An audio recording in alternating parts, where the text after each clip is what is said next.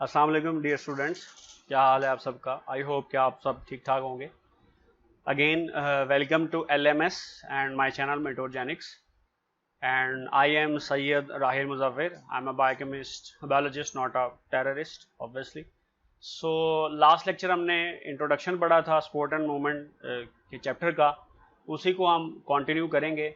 और यहाँ पे जो हमने चीज़ें पढ़नी हैं that is related to plant movements.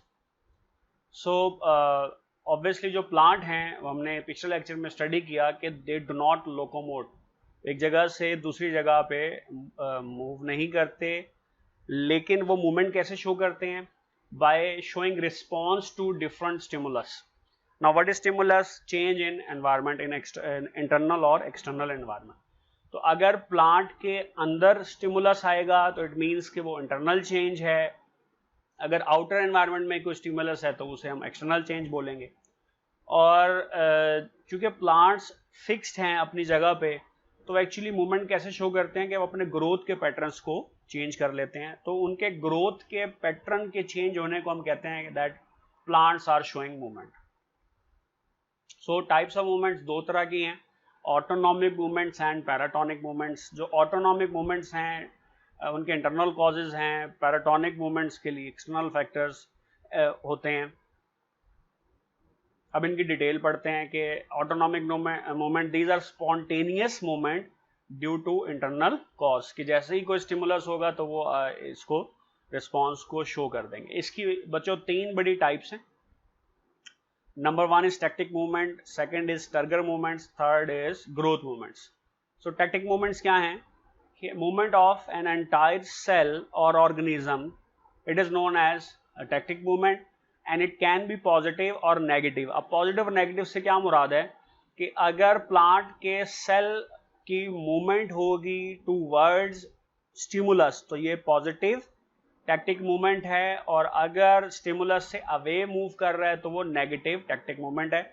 और इसको हम जो नेचर होती है स्टिमुलस का, जो नेचर है उसकी बेस के ऊपर हम डिफरेंशिएट कर सकते हैं। तो इसमें पहली टाइप है इसकी फोटोटैक्टिक मूवमेंट, यानी कि ये टैक्टिक मूवमेंट है और इसमें स्टिमुलस क्या है? लाइट है। और ये लाइट स्टिमुलस के रिस्पांस में मूवमेंट होगी, और ये मूवमेंट टुवर्ड्स द स्टिमुलस भी हो सकती है, अवे फ्रॉम द स्टिमुलस भी हो सकती है। एग्जांपल है जो आपने याद रखनी है, movement of chloroplast due to cyclosis. अब साइक्लोसिस क्या है? चैप्टर 4 में हमने पढ़ा था कि सेल की जो इंटरनल मूवमेंट है उसे साइक्लोसिस बोलते हैं।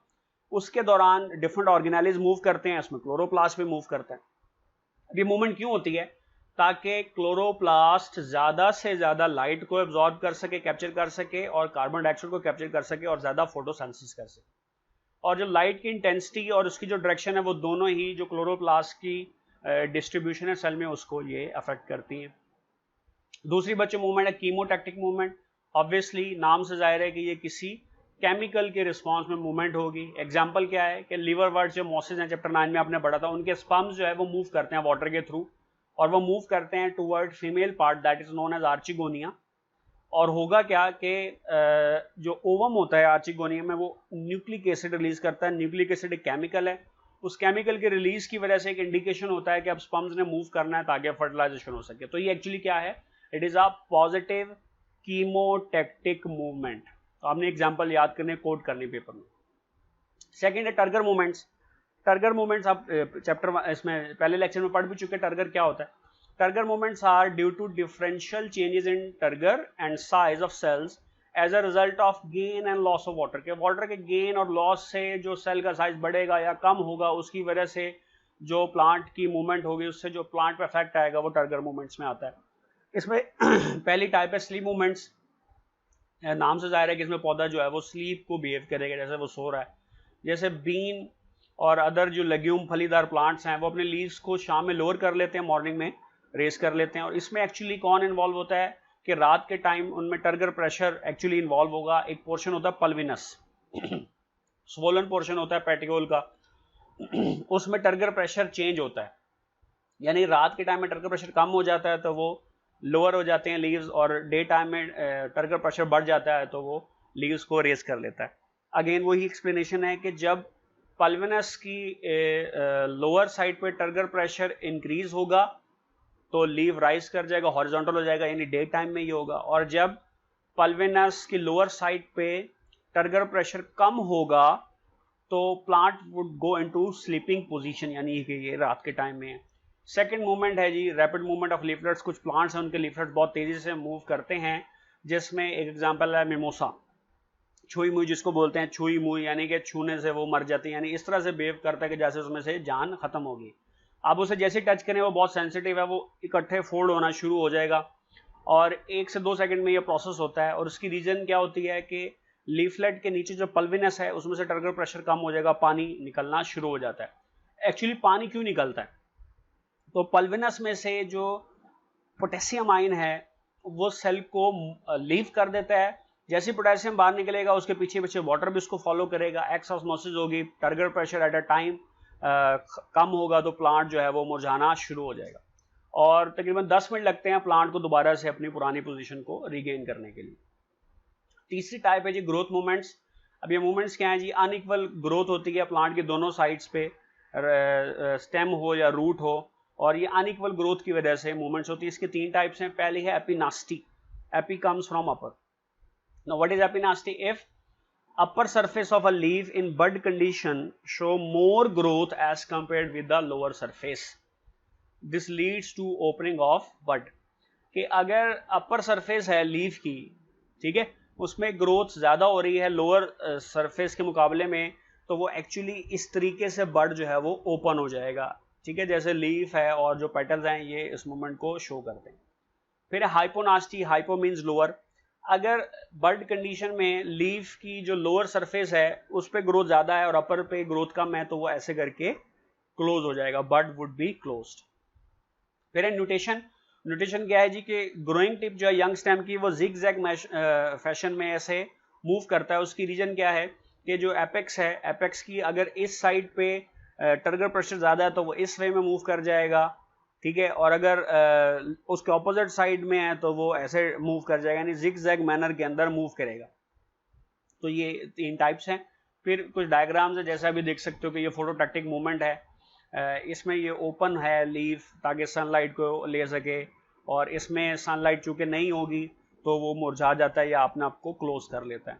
फिर ये है जी कीमोटैक्टिक मूवमेंट है कि अगर केमिकल की तरफ मूवमेंट है तो ये पॉजिटिव कीमोटैक्टिक है, केमिकल से अवे मूव है तो ये नेगेटिव कीमोटैक्टिक है। फिर ये आप देख सकते हो स्लीप मूवमेंट है, दोपहर में कैसे ये अपने आप को बेहतर कर लेता है, अपने लीव्स को राइज कर लेता है, टर्गर प्रेशर इसके जो पल्विनस वाले पोर्शन है वहां पे बढ़ जाता है। मिडनाइट में ये टर्गर प्रेशर कम हो जाता है तो अपने लीव्स को लोअर डाउन कर लेता है। फिर ये छुई मुई है बिफोर और आफ्टर के, जैसे आप इसको टच करने से पहले ठीक है, टच करेंगे तो ये बिल्कुल से विल्ट कर जाएगा, फोल्ड हो जाएगा। और फिर आप ये देख सकते हो एपिनास्टी और हाइपोनास्टी। एपिनास्टी में जब ऊपर वाले पोर्शन में ग्रोथ ज्यादा है उसको उन्होंने ज्यादा ब्रॉड करके ग्रीन शो किया है तो वो बड ओपन हो रहा है, ठीक है, आप ये देख सकते हो। और अगर नीचे वाले पोर्शन में ज्यादा है तो वो बड इस तरह से क्लोज हो रहा है। और फिर है न्यूटेशन। न्यूटेशन में देखिए ये बेल जो है वो मूव करती है इस तरीके से जिग जैग मैनर में ऊपर की तरफ मूव करती है कि अगर इस साइड पे ग्रोथ ज्यादा है तो ये इधर बेंड हो जाएगी, इधर ग्रोथ ज्यादा है तो इधर बेंड हो जाएगी, इस तरीके से मूवमेंट होती है। फिर है बच्चों पैराटोनिक मूवमेंट्स, जो कि एक्सटर्नल उसमें फैक्टर्स इन्वॉल्व होते हैं, यानी चेंज दोनों में इंट्रासेलुलर ही आता है लेकिन उसके स्टिमुलस थोड़े से फर्क होता है। फिर पैराटोनिक मूवमेंट्स में 2 टाइप्स हैं, tropic movements and nastic movements. Tropic movements की 5 टाइप्स हैं, phototropism, thigmotropism, chemotropism, hydrotropism, geotropism, ज़्यादा स्टिमुलस की बेस पे है। Nastic movements are divided into 2 categories, nyctinasty and haptonasty. Now nyctinasty is being divided into 2 more categories, photonasty and thermonasty. Again they are being divided in upon the type of the stimulus. तो अब इसकी detail पढ़ते हैं। Tropic movements. Tropic, the word tropic comes from tropos, that is a Greek word and that means turn. Now what is this? It is movement in curvature of whole organ towards or away from stimulus। कि पूरे organ कि curvature में movement आएगा, या वो stimulus की तरफ जाएगा या स्टिमुलस से अवे जाएगा। पहला जी phototropism, a movement of a part of a plant in response to light stimulus. और जो स्टेम और रूट्स हैं ये इस मूवमेंट को शो करते हैं, फोटोट्रोपिज्म। और ये एग्जांपल्स हैं। कीमोट्रॉपिज्म ज़ाहिर है केमिकल्स के रिस्पॉन्स में है। The hyphae of fungi chemotropic. अब आप कहेंगे भाई फंजाई यहाँ इसमें कहाँ से आ गया? एक्चुअली जो इन्फॉर्मेशन है, ये जो टेक्स्ट है, ये उस वक्त के इरा से है जब फंजाई को इंक्लूड किया जाता था प्लांट्स के अंदर। फिर है थिग्मोट्रॉपिज्म। एक्चुअली टच स्टिमुलस की वजह से जो मूवमेंट होगी, जैसे क्लाइंबिंग वेन्स हैं, अगर आप देखें उन्हें किसी सॉलिड के साथ उन्हें जोड़ दिया जाता है और वो टच जब होती हैं तो उसके थ्रू फिर जो क्लाइंबिंग वेन्स हैं वो ऊपर की तरफ मूव करना शुरू कर देती हैं। और हाइड्रोट्रॉपिज्म, ये वाटर के स्टिमुलस के रिस्पॉन्स में मूवमेंट है। रूट्स जो हैं वो चूंकि वाटर की तरफ मूव करते हैं तो वो पॉजिटिव हाइड्रोट्रॉपिज्म शो करती हैं। शूट या स्टेम जो है वो वाटर से अवे मूव करता है, वो तो नेगेटिव हाइड्रोट्रॉपिज्म को शो करता है। जियोट्रॉपिज्म, ये मूवमेंट है प्लांट पार्ट्स की in response to gravity. Again root जो है चूंकि ग्रेविटी की तरफ मूव करती है तो वो पॉजिटिव जियोट्रॉपिज्म को शो करती है, और जो शूट है वो नेगेटिव जियोट्रॉपिज्म को शो करती है। फिर ये एक डायग्राम आप देख सकते हो कि ये फोटोट्रॉपिज्म है कि जहाँ पे लाइट होगी प्लांट उस तरफ मूव करेगा, ठीक है। इसी तरीके से आप ये देख सकते हो हाइड्रोट्रॉपिज्म है कि रूट जो है वो पॉजिटिव हाइड्रोट्रॉपिज्म शो कर रही हैं, जो शूट है वो नेगेटिव हाइड्रोट्रॉपिज्म शो कर रहा है। इसी तरीके से यहाँ पे भी आप देख सकते हो कि जो रूट्स हैं वो ज़मीन की ग्रेविटी की तरफ जाती हैं और जो शूट्स हैं वो सवे मूव करती हैं। और ये थिग्मोट्रॉपिज्म है कि ये टच है, कोई सॉलिड सरफेस है उसके इर्द गिर्द ये उसके साथ कांटेक्ट में है और इसी तरीके से ये ऊपर की तरफ मूव करना शुरू कर देते हैं। तो ये आपने एग्जांपल याद रखनी है, इनकी डेफिनेशन याद रखनी है। एमसीक्यूज के लिए भी बहुत इंपॉर्टेंट है और ये शॉर्ट क्वेश्चंस के लिए भी, इवन लॉन्ग क्वेश्चन के लिए भी इंपॉर्टेंट है।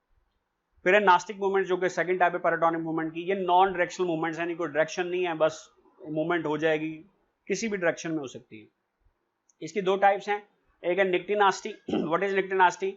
These are movements shown by the organism in response to external stimulus leading to differential growth। यानी कि स्टिमुलस की वजह से इसमें मूवमेंट शो होगी और इसकी वजह से प्लांट्स के डिफरेंट पार्ट्स की ग्रोथ शुरू हो जाएगी, और ये एक्चुअली टर्गर या ग्रोथ की वजह से चेंजेस इसमें प्रोड्यूस होती है। इसकी दो टाइप्स हैं, photonasty and thermonasty. Again stimulus की बेस पे है। What is photonasty? इसमें जो प्रिंसिपल स्टिमुलस है that is photoperiod, chapter 18 में हम पढ़ेंगे। फोटो पीरियडिज्म एक फिनोमेना है कि कितनी लाइट मिले प्लांट को तो उसमें फ्लावरिंग स्टार्ट हो जाते हैं। This is known as, actually crude words में इसको फोटोपीरियडिज्म बोलते हैं। ये फ्लावर जो हैं वो ओपन और क्लोज होते हैं लाइट की इंटेंसिटी की वजह से। दिन में यूजुअली ओपन हो जाते हैं, रात को वो क्लोज हो जाते हैं। थर्मोनास्टी में जो मेन स्टिमुलस है दैट इज टेम्परेचर। जैसे ट्यूलिप फ्लावर है वो रात के वक्त क्लोज हो जाता है क्योंकि उसमें रैपिड ग्रोथ होती है लोअर साइड में, अपवर्ड साइड पे, ताकि वो जो पेटल्स हैं ये कि लोअर पोर्शन में मूवमेंट होगी, टर्गर प्रेशर जो है यानी जो ग्रोथ होगी वो अपर साइड की तरफ जाएगी, होगी लोअर पोर्शन में लेकिन नीचे से ऊपर की तरफ आएगी, और इस तरीके से जो पेटल्स हैं वो बेंड होना शुरू हो जाती हैं। और फिर हेप्टोनास्टी है, ये कॉन्टैक्ट की वजह से होती है। Action of Venus fly trap chapter 12 में आप पढ़ चुके होगा। जैसे ही वो ऐसे मौजूद होता है, दो हिस्से होते हैं उसके लीफ के, जैसे ही कोई इंसेक्ट उससे कॉन्टैक्ट करता है वो आपस में उसके ब्रिस्टल्स इकट्ठे होना शुरू हो जाते हैं। तो ये आप देख सकते हो हाई टेम्परेचर में फ्लावर्स कैसे खिले हुए हैं, लो टेम्परेचर में मुरझा जाते हैं, यानी बंद कर लेते हैं अपने आप को। इसी तरीके से ये एक मोमेंट है कि जो लाइट जब होगी तो ये ओपन हो जाएंगे, जब लाइट नहीं होगी तो ये क्लोज हो जाएंगे। और ये आप देख सकते हो कि ये हेप्टोनास्टी है, ये वीनस फ्लाई ट्रैप। जैसे ही इंसेक्ट इसके कांटेक्ट में आता है तो ये क्लोज होना शुरू हो जाते हैं। फिर अब जो प्लांट मूवमेंट्स हैं वो रैंडमली तो नहीं हो सकती है ना, जाहिर है कोई ना कोई चीज़ इसमें प्लांट को कैसा सब्सटेंस है जो इस मूवमेंट में रोल प्ले करता है, तो वो उसके हार्मोन्स हैं। 3 हार्मोन्स हैं, ऑक्सिन, जिब्रेलिन्स और एब्सिशंस। इनके नाम है, ये चैप्टर 17 में हम इसकी ज़्यादा डिटेल पढ़ेंगे। अब इनका रोल क्या है? ऑक्सिन जो है वो फोटोपीरियडिज्म में इन्वॉल्व होता है। अच्छा जी, इसके अलावा जो ऑक्सिन है इसमें एक होता है इंडोलेस्टिक एसिड, यानी ग्रुप ऑक्सिन पूरा ग्रुप है। इंडोलेस्टिक एसिड की जो अनइक्वल डिस्ट्रीब्यूशन है, प्लांट का एक पार्ट होता है क्यूलिप्टाइल स्टम्प्स, इसमें ये सेल की अनइक्वल अरेंजमेंट कर देता है, जिसकी वजह से यानी इक्वल अरेंजमेंट नहीं होगी। अब जब इक्वल अरेंजमेंट नहीं होगी, एक तरफ सेल ज्यादा होंगे एक तरफ कम होंगे, तो उसकी वजह से क्या होगा, प्लांट के पार्ट में बेंड आना शुरू हो जाएगा टुवर्ड्स लाइट, ठीक है। इसी तरीके से क्या करता है, रूट सेल्स की ग्रोथ को इनहिबिट कर देता है, और ये रूट के जो पॉजिटिव ग्रेविट्रोपिज्म है या जियोट्रोपिज्म है इसकी वजह से होती है। और स्टेम को ये नेगेटिव जियोट्रॉपिज्म में हेल्प करता है। इसी तरीके से ये स्टेम की जो ग्रोथ है उसको स्टिमुलेट करता है और एपिनास्टी में भी इसका रोल है। तो अगर आप देखो तो एक फोटोपैराडाइज्म में रोल है, सेकंड बेंडिंग में इसका रोल है, तीसरा ये ग्रोथ रोक देता है रूट की, इसलिए उसमें पॉजिटिव जियोट्रॉपिज्म कराता है 3, और चौथा फंक्शन क्या है कि ये स्टेम की ग्रोथ को स्टिमुलेट करता है, तो स्टेम के अंदर नेगेटिव जियोट्रॉपिज्म को, यानी स्टेम को ऊपर की तरफ ग्रो कराता है और रूट की जो ऊपर ग्रोथ नहीं होती उसको नीचे की तरफ ग्रो कराता है। एक्चुअली मतलब ये है। जो जिब्रेलिन्स हैं वो हाइपोनास्टी करवाते हैं। इसके अलावा जो नास्टिक मूवमेंट्स अभी हमने पढ़ी वो बैलेंस होता है एक्चुअली ग्रोथ इनहिबिटर्स जो कि एब्सिशंस हैं और ग्रोथ स्टिमुलेटर्स जो कि जिब्रेलिन्स हैं। और एब्सिशंस का एक ही, एब्सिसिक एसिड का एक ही रोल यहाँ पे लिखा है कि इसकी वजह से नास्टिक मूवमेंट्स होंगी। तो अब इससे रिलेटेड पास्ट पेपर्स के क्वेश्चन हैं, जैसे पहला action of Venus fly trap in example of, हमने भी पढ़ा, वो हेप्टोनास्टी है। Leaves go to sleep position when turgor pressure decrease on lower side, ठीक है, ये पल्विनस के अंदर ये काम होता है। Rapid movement of leaves of mimosa plant on touching is an example of, again ये आप पढ़ चुके हो, ये टर्गर मूवमेंट्स में आता है। फिर शॉर्ट क्वेश्चन है differentiate between autonomic and paratonic movement. फिर define tactic movements give its one type. Interesting facts वही है प्लांट के हवाले से हैं कि जो 85% प्लांट हैं वो ओशन में मौजूद हैं। ब्राज़ील जो कंट्री है वो एक ट्री के नेम पे है ज़्यादा, वहाँ पे बहुत ज़्यादा होगा। जो बनानाज हैं इनमें बहुत सारे ऐसे केमिकल्स हैं जो लोगों को यानी खुश कर सकते हैं, ऐसा वो पाथवे ट्रिगर करते हैं कि इंसान खुश हो जाता है। ये इंटरेस्टिंग इन्फॉर्मेशन है। फिर जो आपका काम है, आपने 3 क्वेश्चंस को आंसर करना है कि हार्मोन्स, प्लांट हार्मोन्स के केमिकल नेचर क्या है। लेग्यूम प्लांट्स जो हैं उनका आप फैमिली के कुछ प्लांट्स के नाम सर्च करें जो कि स्लीप मूवमेंट शो करते हैं। इसी तरीके से आपने उन प्लांट्स के नाम लिखने हैं जो कि थर्मोनास्टी की बिहेवियर को शो करते हैं। ठीक है जी, अब कोई क्वेश्चन है तो ज़रूर पूछें। मेरे चैनल को ज़रूर सब्सक्राइब करें, इस वीडियो को लाइक करें।